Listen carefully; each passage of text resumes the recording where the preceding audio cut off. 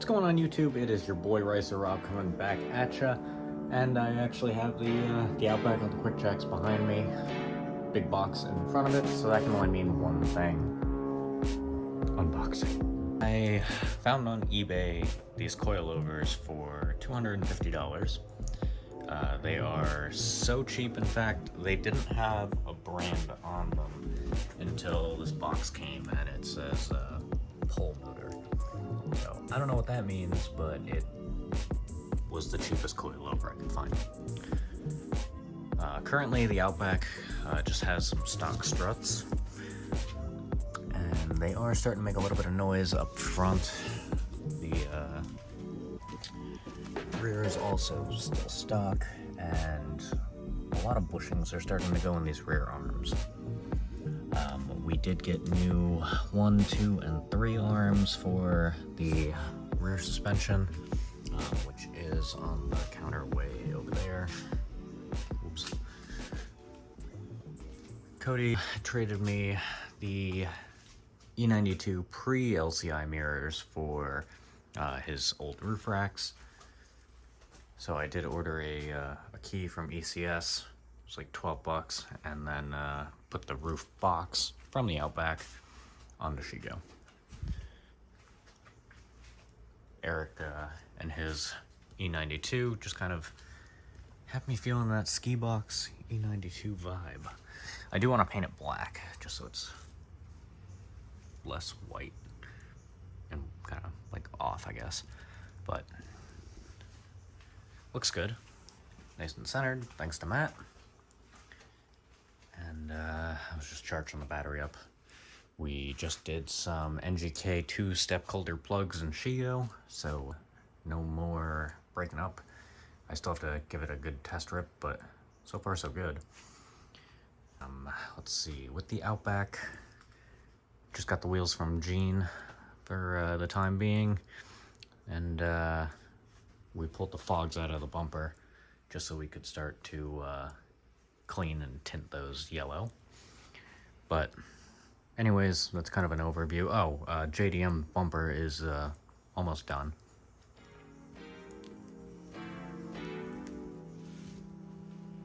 I'll go over that in another video.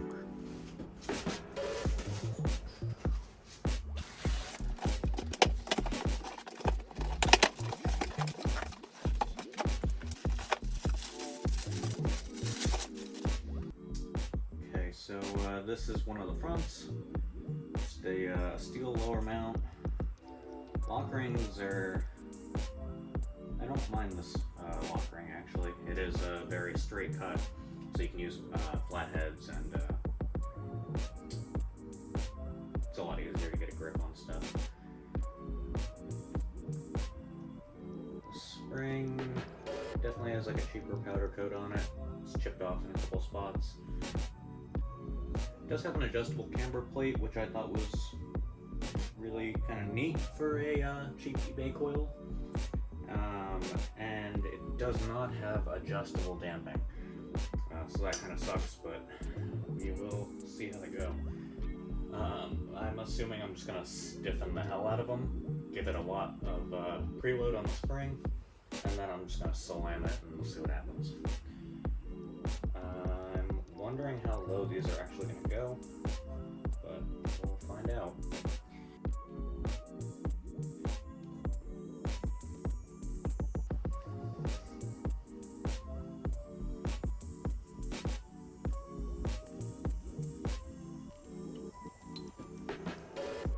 Alright guys, so we got the coilovers all unboxed. What do you guys think? Do they seem like they're the cheapest coilovers ever? I've never used, who is it? They're yellow, like, max speeding rods. I've never actually ran any of them in my cars, so I'm guessing quality is pretty close, but I just can't confirm that myself. I'll have Cam take a look and maybe he can confirm or deny that, because he has those on his bug eye. But for 250 bucks, I can't really complain, I guess, you know. The Outback's definitely going to be a lot lower, so that'll be cool. And hopefully I get that bumper painted soon too. Fitment wise, I'm almost done modifying everything and cleaning everything up. It's just been it's been a long week. So we're gonna get back to it, get to wrenching. I gotta figure out some spacers and stuff to get that fitment where I want it to be once it's slammed. And like I said, we have all those arms that need to be pulled out and replaced. So lots of wrenching. All right, I have the wheel removed, and I actually broke all the bolts, nuts free. So we have 1, 2, 3, 4, 5, and way in there is 6 points that have all been loosened on both sides. And then, let's see, rear struts are gonna come out, but I haven't loosened the bottom nut for that yet. But I wanted to get these arms replaced first, so I am just going to start swapping them out, and I will take a clip when I have some progress. But just this is kind of a before. The bushings in the camber arm, and I'm pretty sure the trailing arm here, those are all smoked, so it'll be nice to finally replace.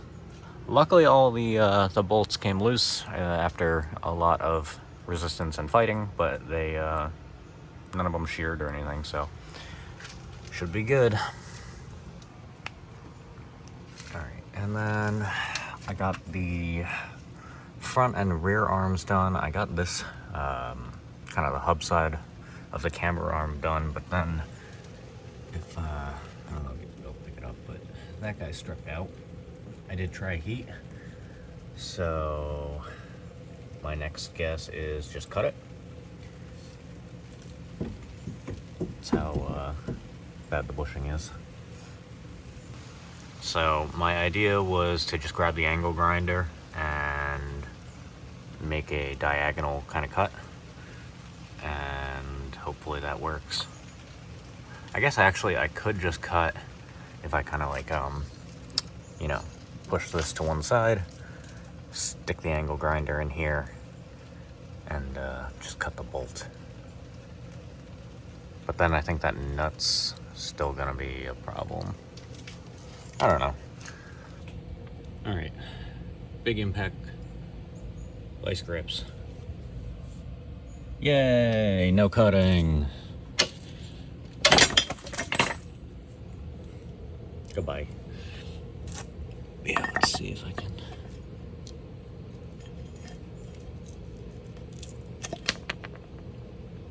Yeah, a little shake over 60. Kind of weird. Weird. But no, these probably have 170 whatever thousand miles on it that the Outback has. So that's awesome that that came out without having to break out the angle grinder. So passenger side, I got those arms all swapped out. Still have to tighten everything, and still have to do adjustments for like camber and toe once I figure out what wheel spacers I'm gonna run. All right, so I have one of the wheels just kind of on the car just to see a rough idea of how off of the alignment is now that the new arms are all installed. I'm pretty sure I took a clip getting that last arm in, but if not, then I did get all of the camber arms in. Everything is pretty decent on this side. It's got a little bit of toe out. But again, I am putting those coilovers in, so